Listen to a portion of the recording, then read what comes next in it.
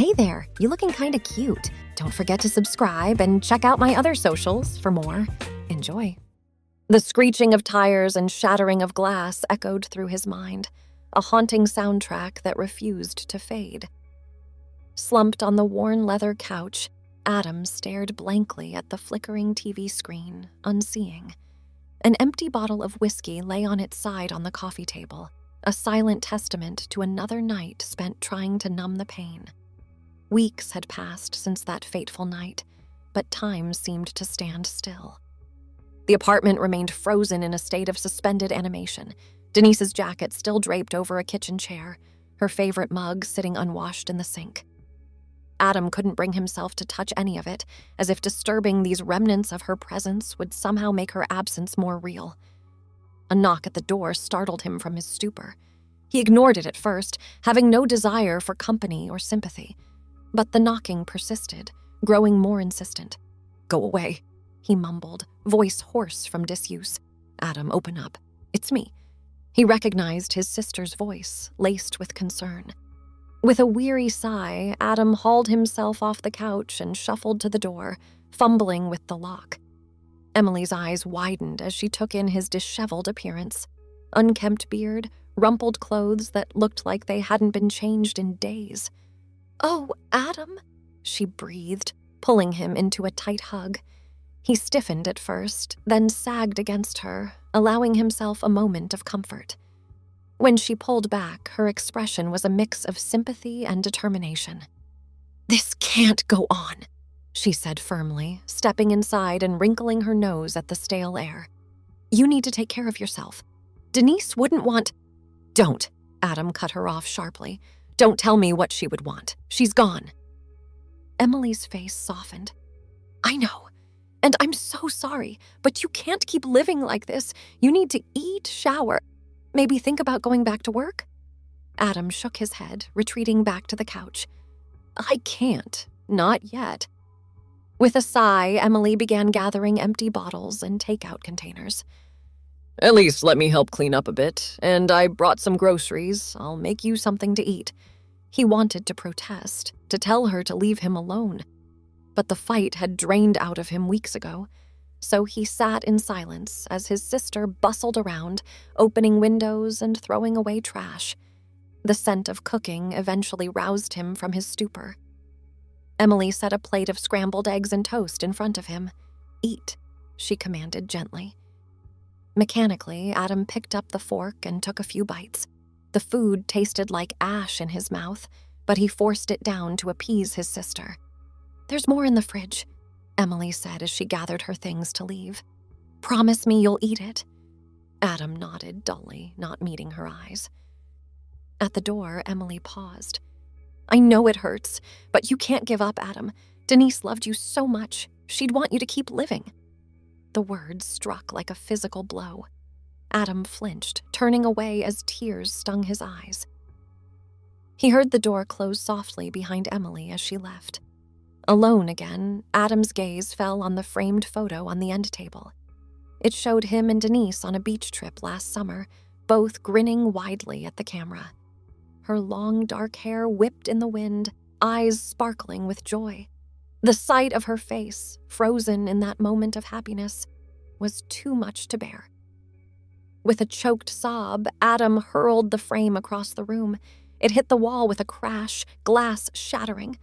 Overcome by a fresh wave of grief and anger, he stumbled to the bedroom and collapsed onto the unmade bed. Denise's pillow still held a trace of her scent. Adam buried his face in it, finally allowing the tears to come. "Why did you leave me?" he whispered brokenly into the silence. "I can't do this without you." Exhausted from weeks of sleepless nights and days spent in an alcoholic haze, Adam felt himself drifting off. His last conscious thought was a desperate wish to see Denise one more time, to hold her, to tell her how much he loved her. The world lurched sickeningly. Adam's eyes flew open, disoriented. Gone was the dim bedroom. Instead, he found himself in a car, hands gripping a steering wheel. Bright headlights approached rapidly in the opposite lane. Terror seized him as he realized what was happening. This was the night of the accident. But how?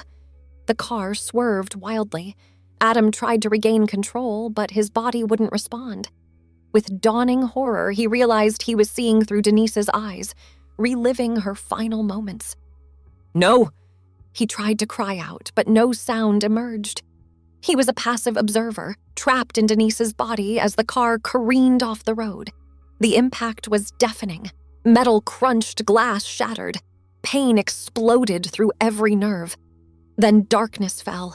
Adam jerked awake with a strangled gasp, heart racing. Sweat soaked his clothes, the sheets tangled around his legs. For a moment, he was utterly disoriented, the echoes of the crash still ringing in his ears. Gradually, awareness returned. He was in his bedroom. It had just been a nightmare, an incredibly vivid, horrifying nightmare. Shaking, Adam stumbled to the bathroom and splashed cold water on his face. His reflection in the mirror was haggard, eyes bloodshot. But as he reached for a towel, he froze. The face staring back at him wasn't his own. It was Denise's. Adam recoiled from the mirror in shock, nearly losing his balance. This had to be another dream, a hallucination brought on by grief and too much alcohol. He squeezed his eyes shut, willing himself to wake up. But when he opened them again, nothing had changed. Denise's face still gazed back at him, mirroring his look of stunned disbelief. Trembling, he raised a hand to touch her face. The skin was soft, feminine. Long, dark hair fell past his shoulders. He looked down at his body, taking in the curves and contours that were achingly familiar, yet utterly foreign. "This isn't possible," he whispered, Denise's voice emerging from his throat. A wave of dizziness washed over him. Memories that weren't his own flooded his mind.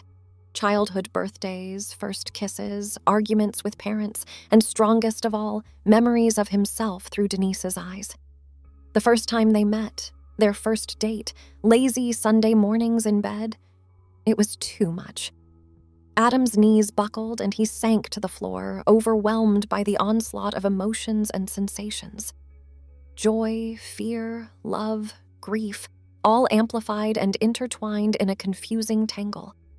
How long he sat there, he couldn't say. Eventually, the initial shock began to fade, replaced by a surreal sense of calm. This was happening.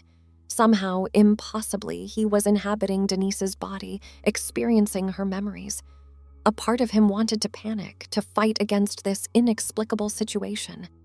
But a larger part, the part that had been drowning in grief and longing, embraced it. This was a chance to be close to Denise again, to understand her in a way he never could have otherwise. Slowly, Adam got to his feet and made his way back to the bedroom.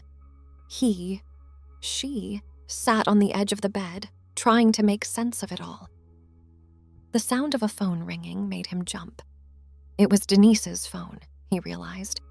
With trembling fingers, he picked it up and saw his own name on the caller ID. For a moment, he hesitated. Then, driven by a mix of curiosity and longing, he answered. "Hello?" he said softly, still jarred by the sound of Denise's voice coming from his mouth.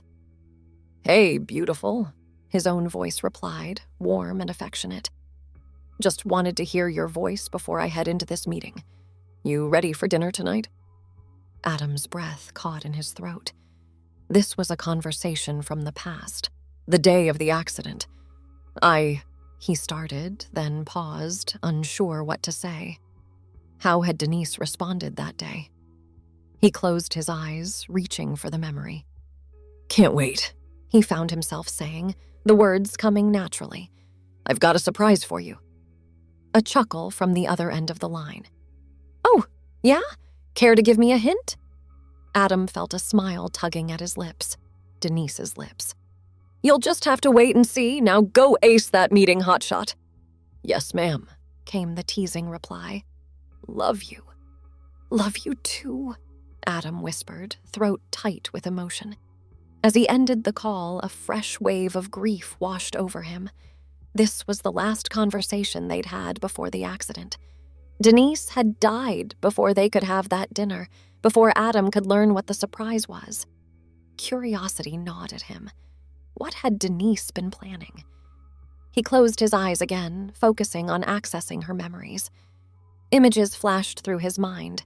Denise at a jewelry store, carefully selecting a watch. Adam recognized it instantly. It was the one he'd been eyeing for months but couldn't justify buying. She'd been so excited to give it to him, wanting to celebrate his recent promotion. The realization hit him like a punch to the gut. Denise had died while out buying him a gift. If he hadn't gotten that promotion, if she hadn't wanted to surprise him. "No," Adam said aloud, Denise's voice firm. "It wasn't your fault."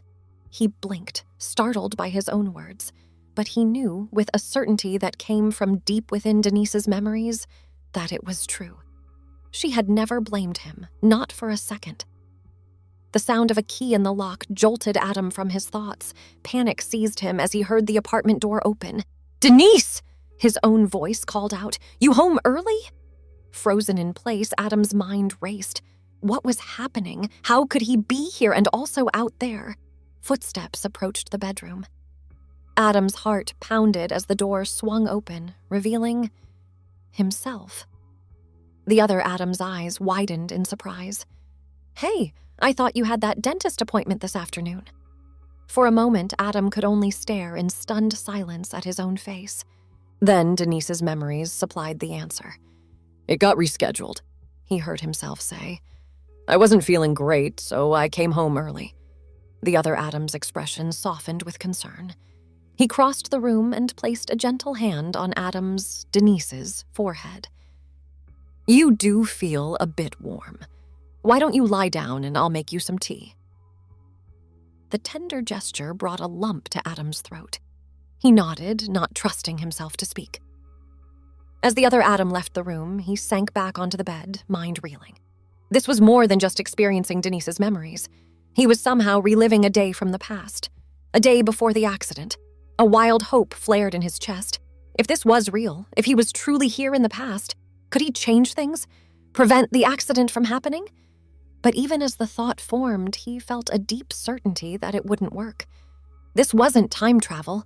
It was something else entirely. A chance to understand, to find closure, perhaps, but not to alter the past.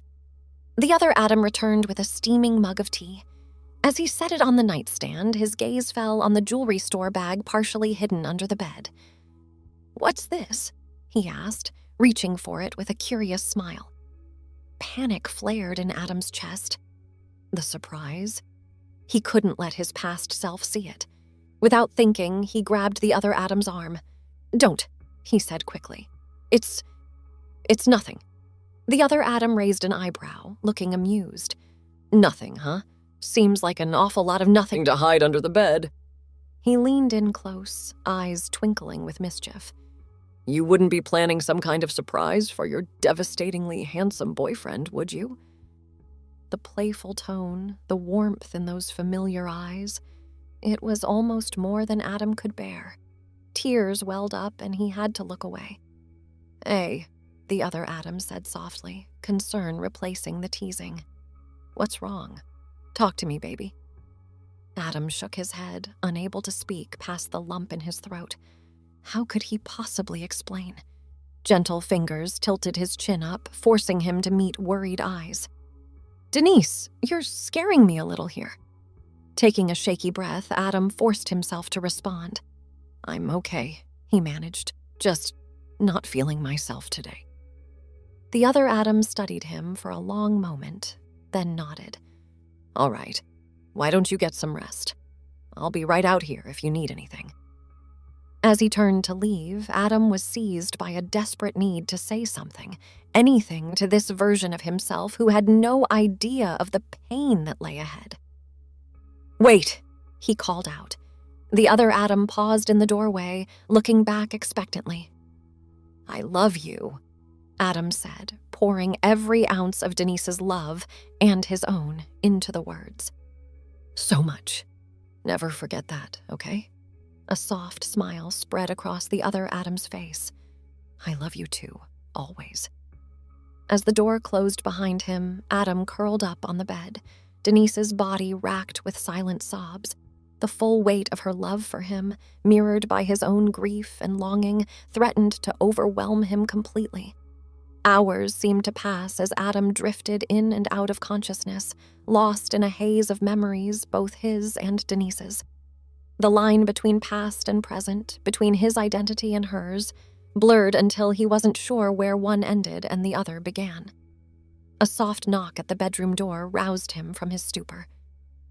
"Denise," the other Adam called quietly. "You feeling up to eating something? I made soup." Adam sat up slowly, disoriented. For a moment, he'd forgotten where and who he was. "Yeah," he replied, Denise's voice hoarse. "I'll be right out." In the kitchen, the other Adam ladled steaming chicken noodle soup into bowls. The domestic scene, so achingly normal, made Adam's chest ache with longing.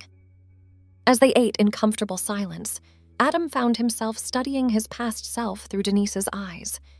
He noticed things he'd never paid attention to before. The way his brow furrowed slightly in concentration as he ate, the gentle caress of his thumb against the side of his soup spoon. "What?" the other Adam asked, catching him staring. "Nothing," Adam said quickly, looking away. "Just thinking about how lucky I am." A warm smile spread across the other Adam's face. He reached across the table, taking Denise's, hand in his own. "I'm the lucky one," he said softly. The tender moment was interrupted by the ringing of Denise's phone. Adam's stomach dropped as he saw the caller ID. It was her mother. With a sense of dread, he answered. "Hello?" "Denise, honey." Her mother's voice came through, sounding stressed. "I hate to ask this, but is there any way you could run by the pharmacy for me? My prescription is ready, but I've got a migraine and can't drive." Adam felt his blood run cold. This was it, the errand that had put Denise on the road that night. He started, then trailed off. Part of him wanted desperately to say no, to keep Denise safe at home. But he knew it was futile. This wasn't really happening. It was a memory, a glimpse into the past. He couldn't change anything. "Of course, Mom," he heard himself say, Denise's voice gentle and concerned. "I'll head out now. You get some rest, okay?" As he ended the call, the other Adam was already reaching for his keys. "I can go if you want," he offered. "You're not feeling well." For a moment, Adam was tempted to accept. But he knew he couldn't. This was Denise's choice, her final act of kindness. He had to honor that. "It's okay," he said, forcing a smile. "The fresh air might do me good. I won't be long." The other Adam nodded, pulling him into a warm embrace. "Drive safe," he murmured, pressing a kiss to Denise's, forehead. Adam clung to him for a moment, memorizing the feeling of those strong arms around him, the familiar scent of his cologne. Then he forced himself to let go. As he grabbed Denise's purse and headed for the door, the other Adam called out, "Hey, don't forget, dinner reservation at 8. That new Italian place you've been wanting to try." Adam paused, hand on the doorknob. He turned back, taking in the sight of his past self one last time, relaxed, happy, blissfully unaware of how his world was about to shatter. "I remember," he said softly. Then, unable to help himself, he added, "I love you. No matter what happens, remember that." Before the other Adam could respond, he slipped out the door. The drive to the pharmacy was surreal. Adam found himself hyper-aware of every detail. The songs on the radio, the play of sunlight on the dashboard, the chatter of other customers as he picked up the prescription. As he pulled out of the parking lot, he knew what came next. His hands trembled on the steering wheel as he approached the intersection where it had happened. Time seemed to slow. He saw the other car approaching, swerving erratically. Denise's foot moved to the brake, but it was too late. The impact was just as violent, just as terrifying as in his nightmare. But this time, in the moment before darkness fell, he felt a surge of love and regret. Not for herself, but for him, for Adam, and the pain she knew her death would cause him. With a gasp, Adam's eyes flew open. He was back in his own body, sprawled across the bed in his empty apartment. For a long moment, he lay there, trembling and disoriented. Slowly, he sat up, running a shaking hand through his hair. Had it all been a dream? Some kind of grief-induced hallucination? But no, the memories remained, vivid and real. He could still feel the echo of Denise's love, her final thoughts. Stumbling to the bathroom, he stared at his reflection. His own face gazed back at him, pale and drawn. But something had changed in his eyes. The deadened look of the past weeks had been replaced by something else: understanding, acceptance, and a glimmer of hope. For the first time since the accident, Adam felt a sense of peace settle over him. Denise's love for him hadn't ended with her death. It lived on in him, in the memories they'd shared. She wouldn't want him to give up, to waste away in grief. She'd want him to live, to find happiness again. With a deep breath, Adam reached for his phone. He dialed his sister's number. "Emily?" he said when she answered, voice rough with emotion. I think I'm ready for that help now." As he began to tell her about his experience, Adam felt something shift inside him. The crushing weight of grief didn't disappear, but it eased. And in its place, he felt the stirring of something he'd thought lost forever, the strength to keep going, to honor Denise's memory by living the life she'd want for him. It wouldn't be easy. The road ahead was long and uncertain, but for the first time in weeks, Adam felt ready to take that first step forward. Thanks for watching. Don't forget to check out my other socials if you want more wonderful content, early access, behind the scenes, and more. All links down below.